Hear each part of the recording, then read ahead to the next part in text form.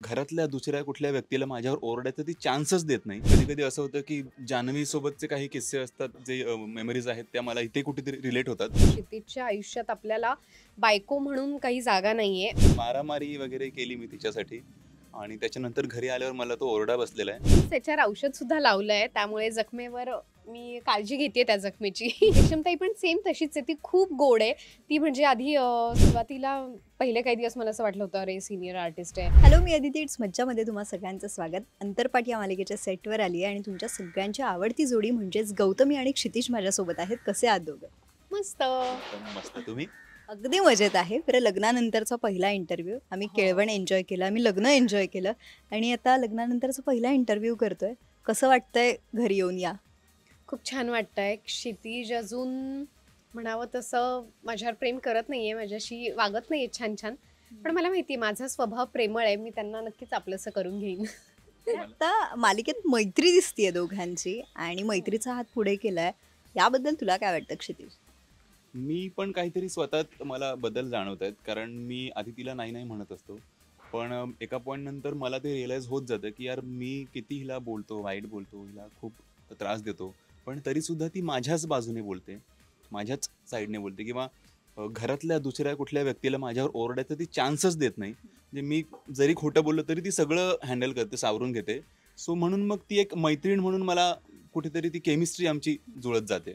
बरं, जान्हवीची आठवण येते की नाही ही आल्यापासून? जान्हवीची आठवण येते. म्हणजे कधी-कधी असं होतं, की जान्हवी सोबतचे काही किस्से असतात, जे मेमरीज आहेत त्या मला इथे कुठेतरी रिलेट होतात. सो मी चुकून हिलाच कधी-कधी जान्हवी असं बोलतो. मग तिथे ती थोडंसं चिडते. पण एका पॉईंट नंतर असं पण कधी-कधी होतं, की अ, तिने ते ॲक्सेप्ट केलंय, की जान्हवीचं आणि माझं प्रेम. त्याच्यामुळे कधी-कधी माझ्यासाठी आणि जान्हवीसाठी ती भांडते इतरांशी. सो ते कुठेतरी एक आपलंसं करून जातं. बरं, गौतमी, खूप छान मंगळसूत्र आहे, युनिक आहे हो, आणि हो. हल्ली स्टाईल्स खूप हो. प्रचंड वाढल्यात. मंगळसूत्राबद्दलच काय सांगशील?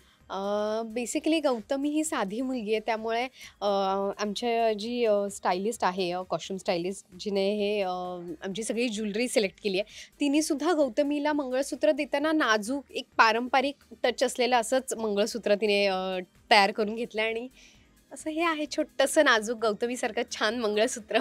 आणि रश्मीसारखं सुद्धा. थँक्यू. रश्मी आणि गौतमी अगदी सारख्याच वाटतात मला. नाजूक, सोज्वळ आणि साध्या अशाच आहेत त्या. आणि सगळ्यांना आपलंसं करणार आहे. हे राहून गेलं माझ्याकडून. बरं, इथे काहीतरी लागलंय. गौतमीसाठी काय केलंयस तू? मारामारी वगैरे केली मी तिच्यासाठी आणि त्याच्यानंतर घरी आल्यावर मला तो ओरडा बसलेला आहे. पण तो सुद्धा छान तिने सगळा सावरून घेतलाय. सो ठीक आहे, आवडेल मला ह्याच्यासाठी मारामाऱ्या करत राहायला. आणि आता मी त्याच्यावर औषध सुद्धा लावलंय, त्यामुळे जखमेवर मी काळजी घेते त्या जखमेची. खूप खूप. तर आता लवकर बरा होईल तो म्हणजे. हो. बरं, कधी खऱ्या आयुष्यात मारामारी केलीस? शाळेत असताना केलेली. त्यानंतर फार 2013 साली केलेली. काहीतरी 3 मुलं होते आणि ते बहिणीला काहीतरी बोललेले. तर मी घरातून पटकन गेलो आणि तिघांसोबत त्या मारामाऱ्या झाल्या होत्या तिथे आणि मग नंतर पोलीस स्टेशन वगैरे. अरे So, बापरे. असं सगळं झालं होतं. आणि मग घरी आल्यावर घरातल्यांची काय reaction? नाही, आईला कळलं की हा घरातून अचानक गेला आणि तिथे गेल्याच्या नंतर त्या ओळखीचे जे माणसं होते त्यांनी त्या तिघांना पकडून ठेवलेलं आणि मी गेलो, बाईकवरून उतरलो आणि त्या तिघांना मारायला सुरुवात केली. दारू प्यायलेले. तर दीदीचं असं म्हणणं की थांब, मरेल. तर मी थांबलोच नाही की मरू दे मेला तर. तर खूप चोपला त्यांना. नंतर मग 100 नंबरला फोन करून ते आले आणि मग त्यांना घेऊन गेले. नंतर मग बहिणीचे मित्र जेव्हा तिला मेसेज करायचे की हाय, हॅलो, नाईस डीपी वगैरे, तर तिला असं सांगायचे की तू प्लीज तुझ्या दादाला सांगू नको, तो आल्यावर विचारत नाही काही, डायरेक्ट मारायला सुरुवात करतो. सो तीच एक मारामारी शेवटची 2013 साली होती. बापरे. बरं, तू खऱ्या आयुष्यात कधी असं केलंयस का? मला अपेक्षा तर त्याहून नाहीये, पण तरीही. अजिबात नाही. तुझ्यासाठी कोणी असं उभं राहिलंय का? नाही, मारामारी अशी नाही केली कधी, पण मला एक किस्सा आठवतो. आम्ही ना एका लग्नाला चाललो होतो. मी, अमित माझा नवरा आणि माझे सासू-सासरे. तर तेव्हा मी प्रेग्नंट होते. तर जाताना ना मला गाडीत अचानक असं मळमळल्यासारखं झालं. तर मी म्हटलं, "अमित, गाडी जरा साईडला घे ना." आणि खूप घोडबंदर रोडलाच होतो आम्ही. खूप ट्रॅफिक होतं.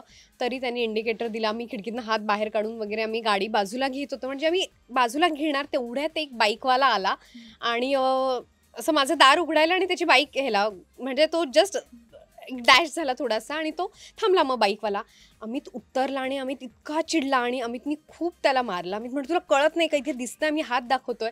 आणि एक तर त्याला ऑलरेडी टेन्शन आलं होतं की हिला त्रास होतोय. तो त्या ह्याच्यात त्यांनी ती ट्रॅफिकमध्ये गाडी बाजूला घेतली आणि त्यात हा कोण महाशय मागून आला. सो ते माझ्यासाठी अमित तेव्हा त्यांनी एका माणसाला असं ओरडला होता आणि जस्ट मारलं होतं ते मला आठवतंय. सो हे जेव्हा सीन करतो तेव्हा रिअल लाईफमधले काहीतरी गोष्टी कनेक्ट होतच असतील. पण आता या घरात आलेली आहेस, रेशमताई कशी आहे किंवा विदूला कशी तुला सांभाळून घेते, काय सांगशील? विदूला आत्ता सुरुवातीला तरी ती खूप माझ्याशी छान बोलतीये, छान वागतीये, सगळं छान आपलंसं करून घेतीये. रेशमताई पण सेम तशीच आहे, ती खूप गोड आहे. ती म्हणजे आधी सुरुवातीला पहिले काही दिवस मला असं वाटलं होतं अरे सिनियर आर्टिस्ट आहे, पण ती इतकी मजा मस्ती करते ना, म्हणजे कुठे ते एक बॅरियर राहत नाही की अरे यार आपण एवढ्या, म्हणजे इवन राजन काका सुद्धा त्या दोघांसोबत काम करताना कधीच टेन्शन किंवा काही येत नाही. आम्ही मजा मस्ती करत सीन करत असतो. म्हणजे राजन सर, रेशम मॅडम ही माणसं आमच्यात आली की ती आमच्या वयाची हो. होतात, लिटरली आमच्या वयाची होतात. खरंच आहे. बरं, सेटवर इतकं खेळमेळीचं वातावरण आहे, प्रँक्स किंवा रील्स तर आम्ही बघतोच, या लोकेशनवर रील्स चालूच हो. असतात. बरं, प्रँक्स कधी केलेत का किंवा असा काही किस्सा आहे का फन? प्रँक बऱ्याचदा प्रतीक्षाच करते, जान्हवी करते. रत्नागिरीला जो तिने केला होता की सकाळी आम्हाला 9ला निघायचं होतं रिटर्न मुंबईसाठी आणि ती 6 वाजता आली. माझं डोअर नॉक केलं, मी उठलो झोपेतच. असं काय, अरे निघायचं ना, चल ना, गाडी आली आपली. म्हणलं 6 वाजलेत, 9ला निघायचं आहे ना. नाही नाही, गाडी आली पटकन सर. तर मी गेलो तिच्या समोर, मी फेस वॉश घेतला, मी फेस वॉश करतोय, फेस वॉश केला. त्याच्यानंतर ती मला बोलते की अरे नाही मी प्रँक करत होते, जा जाऊन झोपचा. आणि इथे तर प्रँक करायला बऱ्यापैकी असा वेळच मिळत नाही.